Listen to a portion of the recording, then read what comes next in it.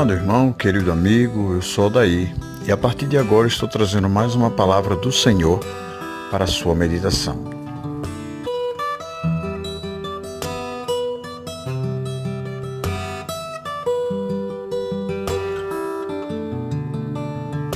Se a paz para todos, eu sou Odaí e a partir de agora estou deixando uma palavra que edifica.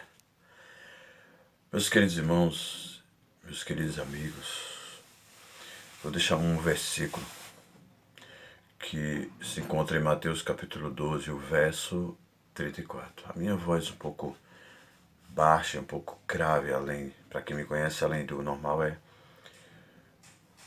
a garganta aqui deu uma... Mas tudo bem, estamos muito bem. O versículo diz assim: raça de víbora, como podeis falar coisas boas, sendo vós maus? Mas o que eu quero deixar de mais importante é porque a boca, né, o que eu quero deixar salientar é que diz assim: porque a boca fala do que o coração está cheio.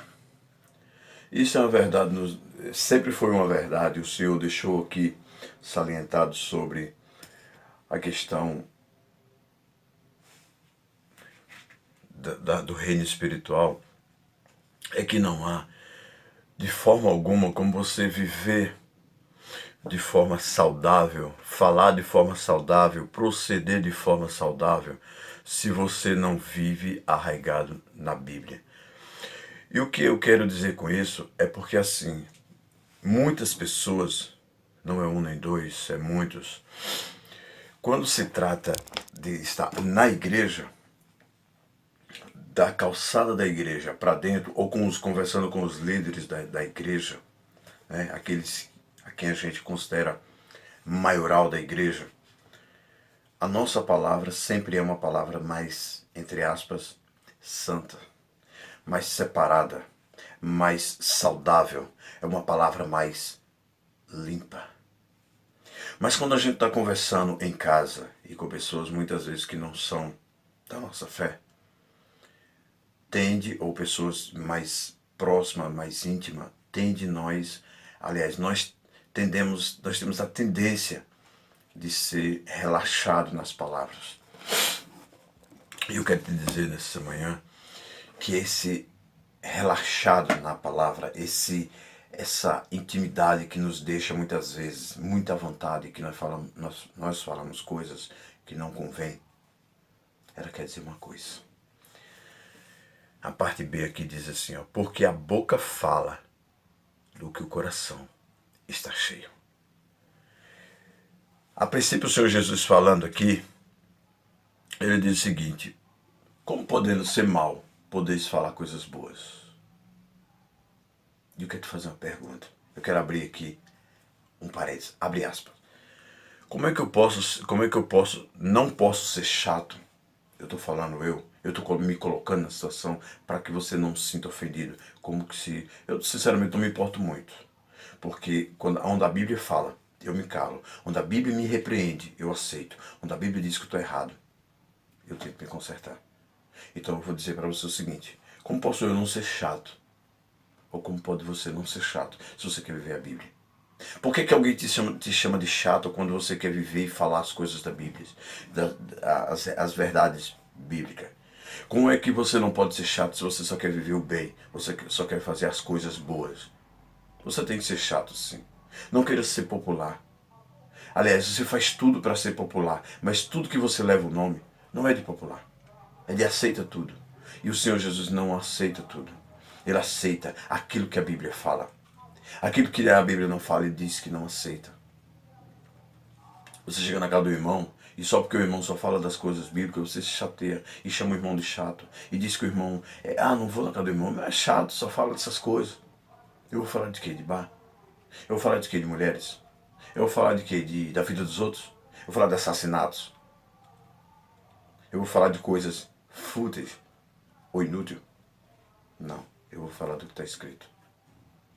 Se a gente tem no coração as coisas bíblicas, não podemos falar de outra coisa.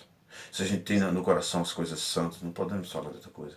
Se nós temos no coração a correção, ó, presta atenção nisso. Se nós temos no nosso coração a justiça e a correção, como eu não posso falar das coisas que estão acontecendo, que precisam, que necessitam de correção urgentemente, que precisam, que necessitam de conserto o tempo todo, como não posso falar de correção? Como não posso falar do erro? Ah, mas o erro não é da minha conta. O erro é da conta de todo mundo. O erro não é da conta de um, de dois. Se eu faço as coisas erradas, você tem o direito de me repreender. Verdade.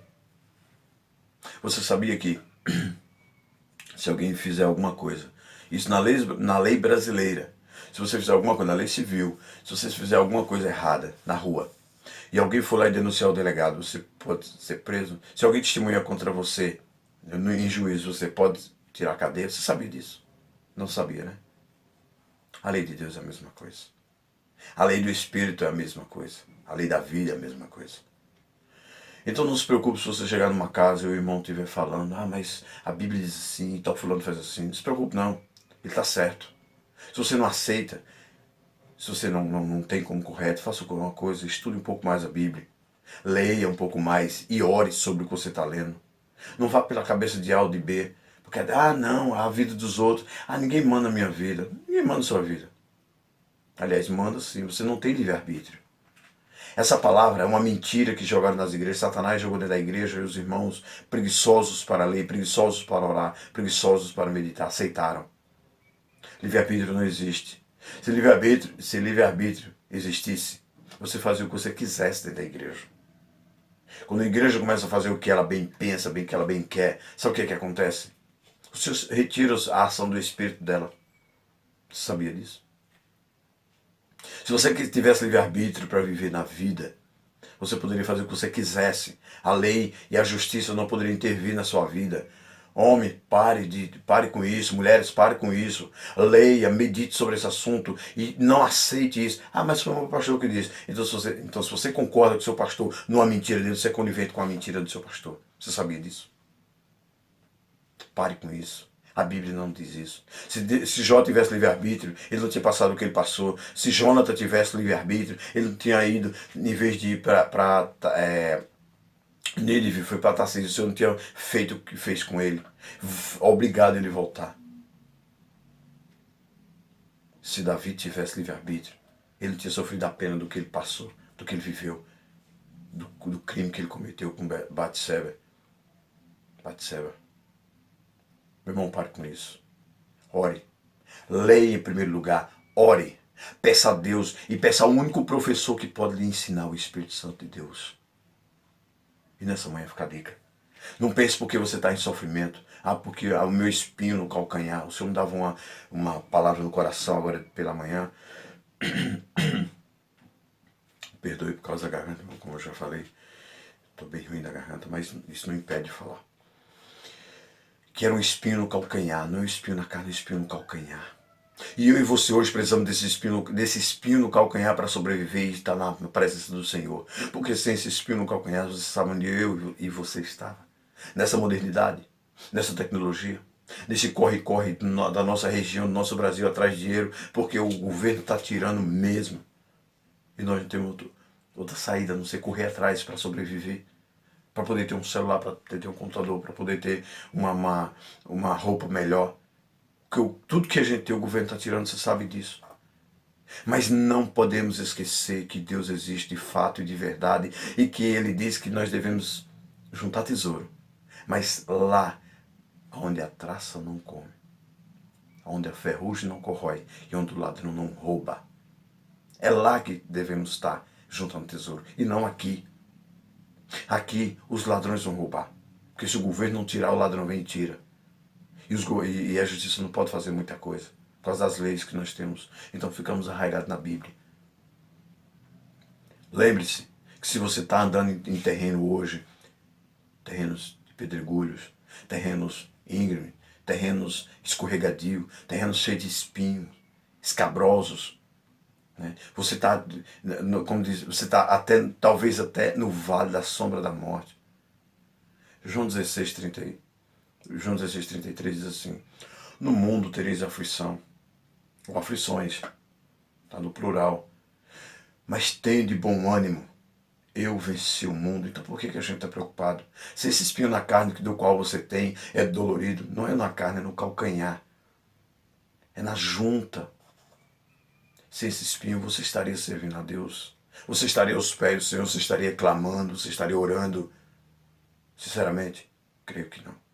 Conhecendo o Senhor e aquilo que Ele faz e da forma que Ele age, você acha que eu estaria? Creio que não. Eu me conhecendo, creio que não. A Bíblia fala em Jeremias 9 que o coração é desesperadamente enganoso, desesperadamente corrupto. Então a gente tem a tendência de seguir o coração. A Bíblia diz que os olhos da carne, que está lá em Gálatas, veja as obras da carne, o que é. E nós seguimos pelo que vemos e o que sentimos. Então vejam se a gente tem um coração extremamente enganoso, ou desesperadamente enganoso, corrupto. Se as obras da carne, dos olhos, que a gente vê, de satisfação da carne, é adultério, prostituição, feitiçaria, idolatria, como está lá em Gálatas 5, onde a gente estaria? Se não fosse o Espírito Santo, o verdadeiro professor. Então ore. Primeiro leia. Ore. Não, a ordem correta é ore, leia, ore, medite. E o Espírito Santo vai te revelar. Não engula qualquer coisa, porque meu pastor é uma bênção, porque meu líder é uma bênção, porque o meu pregador é uma bênção. Não aceite tudo que o seu líder fala se não for de acordo com a Bíblia. Alguém mandou um recado para mim e dizia assim, mas Deus não tem prazer na morte do perverso. Jeremias, é verdade isso. Mas vai ver lá o contexto da palavra, o que está escrito, meu irmão. Esses pastores, eles estão falando palavra que as pessoas querem ouvir. Não é o que Deus quer mandar para as pessoas ouvir. Eles querem agradar porque querem encher a igreja. Acordem. Acordem. A Bíblia diz lá que é os perversos da casa de Israel. Não é os perversos do mundo. Essas pessoas morrem nas suas perversidades.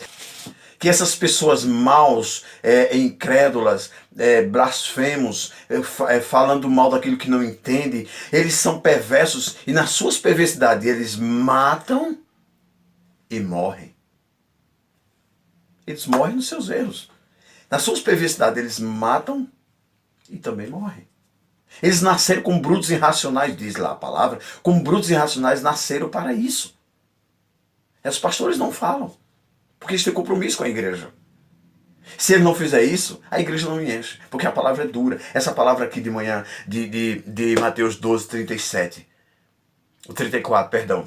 12, 34. É dura, muito dura. Olha como ela começa. Raça de víbora. Como podeis falar coisas boas, sendo vós maus? É dura? Muito dura. Porque eu me encaixo nisso aí quando eu erro. E todo dia eu e você erram. Todos nós erramos. Nós erramos. E toda vez que a gente erra, a gente cai nisso aí. É dura, é muito dura. E diz o quê? Porque a boca fala do que o coração está cheio. Então fale do Espírito. Viva o Espírito. Fale de Cristo. Viva Cristo. Fale de Jeová. Viva Jeová. Viva o Yahvé. Aleluia.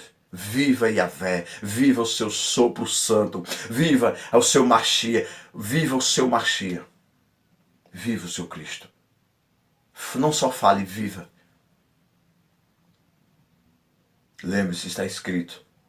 Nem só de pão viverá o homem, mas sim de toda a palavra que sai da boca de Deus. Lembre-se também, se não ouve, ou melhor, se não dá crédito ao que está escrito, como podereis dar crédito às minhas palavras? O primeiro versículo que eu citei está em Mateus 4:4, segundo João 5:47. Viva a palavra. Viva a palavra. Tá difícil? Tá. Lembre-se que o Salmo diz o seguinte: um abismo chama outro abismo. O que é ruim, ou o que está ruim, pode ficar muito pior. Então, louve a Deus, agradeça a Deus. Agradeça a Deus pelo sol da manhã, pelo ar que você respira, pela visão que você tem, o raciocínio, a inteligência que você tem, pelos movimentos que você tem. Louve a Deus, adore a Deus. O espinho está no calcanhar, é difícil, é muito difícil. Mas adore, louve e confie. e fale. Como disse Davi, eu proclamarei para todos sempre os bens que o Senhor tem. Amém? Que a graça e a paz siga com vocês e até a próxima, para a glória do Senhor Deus.